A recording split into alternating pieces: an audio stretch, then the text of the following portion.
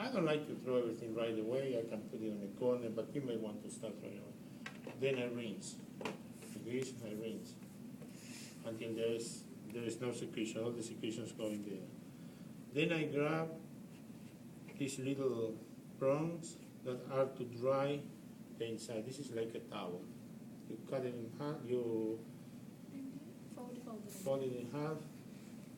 Put it in there, and you just dry the inside.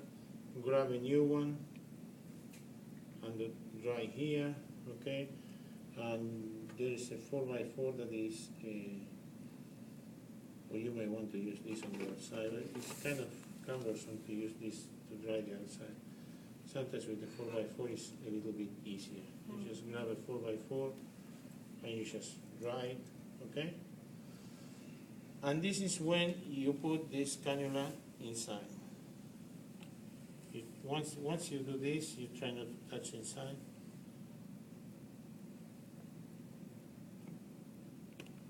Okay?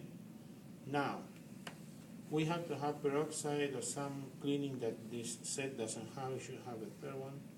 We have these Q-tips to clean the outside of the stomach.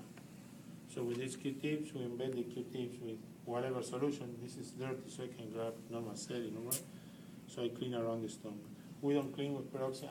We don't clean with peroxide anymore. Just normal saline because it dries out the wound. So sometimes you have crust that you want to get rid of. Now, for effective cleaning, for the gross stuff, it's better to use a 4x4 because with a 4x4 you can really clean around. Just don't be afraid to touch or to lift. What you have to do is not to pull too harsh because it hurts. So you do all the stuff, and this is clean. Does the stomach hurt them, or just the? When it's new, sometimes it can hurt. The skin can hurt. Oh, okay. But I don't know. Once I clean all the stuff, I'm going to put a 4x4. Now remember that this 4x4 is going to be on the outside. So I try not to touch all over the place, but this is not going to be sterile anymore. Once I put it, I try to slide it under.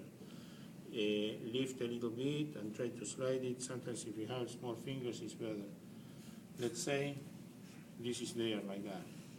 Now I have to change the ties. If my hands are too dirty, because once you do this in real life, a patient will cough, secretions will come all over the place, so it's going to be kind of fun. Sometimes you have to go back and suction again, it's kind of very interactive. Imagine everything is ready, and you're a little bit dirty, you remove this, you put just clean gloves. You don't need sterile gloves. We're going to change it to ties, okay? In order to change the ties, you always carry scissors, because these things don't come with scissors anymore. So you see that the tie is a double loop, and it's tied on one side. Now I want to have this, how do you call this? Knot, or the bow? Knot, no. Bow. Double knot? Yeah, double knot. Square knot? Double knot. It's okay. I'm going to have, I want to leave a double knot on the other side. So I'm going to start with the side that has a knot, okay? This is all full of secretions, I get rid of it. I'm going to start with the side that has a knot. And if I don't do like this morning and I cut the new tie, I will be fine. So you go through this. Sometimes in small tracheostomies, it's useful to have like a little clamp to slide things, okay? So I do like this,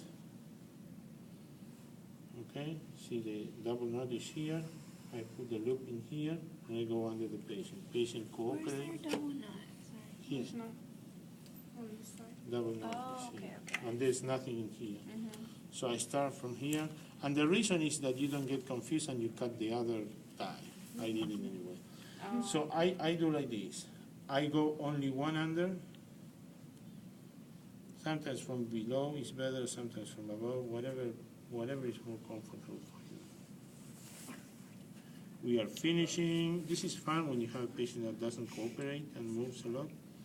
So I'm okay like this, so I need to cut the old tie, okay?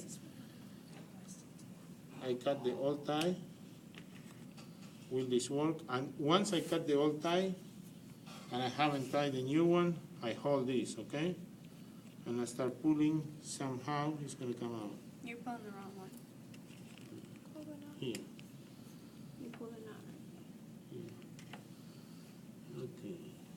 Okay, I got the old one out of the way, and I put the new one. I tell the patient it's too tight or whatever. I check that I can put the finger under. I do like this.